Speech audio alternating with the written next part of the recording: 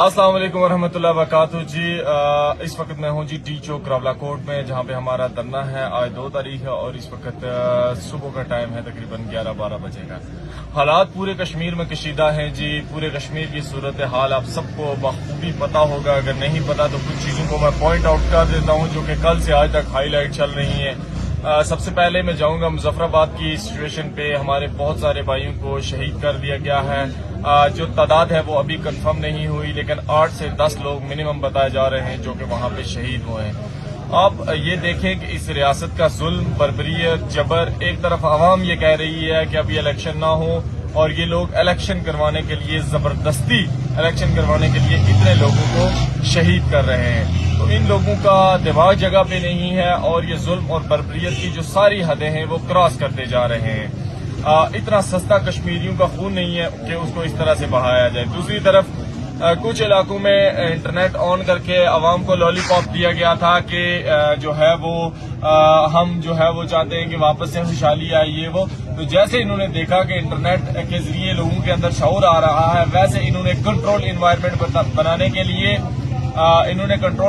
بنانے کے لیے جو ہے وہ واپس سے انٹرنیٹ کو میرپور ڈویژن میں، مظفر آباد ڈویژن میں بند کر دیا ہے۔ تو اس کو انٹرنیٹ کو بند کرنے کی کیا وجہ ہے؟ صرف اور صرف ہمیں ایک ہی وجہ سامنے آتی ہے، وہ ان کے کالے کرتوت چھپانا۔ اگر یہ لوگ چاہتے ہیں کہ حقائق دنیا کے سامنے آئے تو انٹرنیٹ آن کریں۔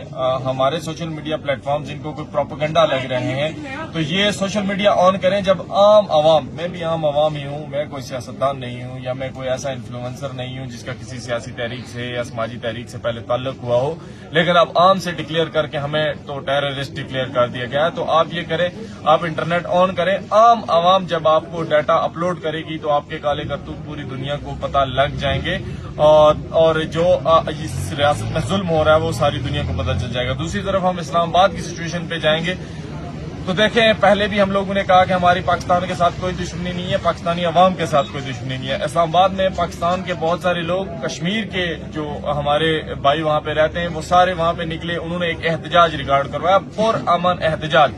نہ اس احتجاج میں کوئی پاکستان مخالف نعرہ تھا اور نہ ہی ایسی کوئی چیز تھی جس کو آپ ایک جرم قرار دے سکے۔ احتجاج تھا صرف اس چیز پہ احتجاج تھا کہ کشمیریوں کو ان کا حق دیا جائے اور ان کے جو بھائی جن کو مارا جا رہا ہے وہ نہ کیا جائے۔ اس احتجاج کے بدلے میں سینیٹر مشتاق صاحب کو ان کی ٹیم کے ساتھ اٹھا لیا گیا۔ اس کو گرفتاری نہیں کہتے، اس کو اٹھانا کہتے ہیں۔ یہ اصل دہشت گرد یہ والا کام کرتے ہیں جو کہ ابھی ہو رہا ہے، اور بے شمار کشمیریوں پہ، پاکستان کے لوگوں پہ جنہوں نے حق کے لیے آواز بلند کی، ان کے خلاف FIR کر کے ان میں سے بہت سارے لوگوں کو جیلوں میں ڈال دیا گیا، جس میں ہمارے ڈاکٹر اسامہ صاحب ہیں، ان کے اوپر بھی FIR ہے۔ اسی طرح ان کے جتنے فیملی ممبرز اور جگہ جگہ پہ، فلیٹس پہ، گھروں پہ چھاپے۔ تو اصل دہشت گردی آپ لوگ کر رہے ہیں، ہم لوگ دہشت گرد نہیں ہیں، نہیں ہیں، نہیں۔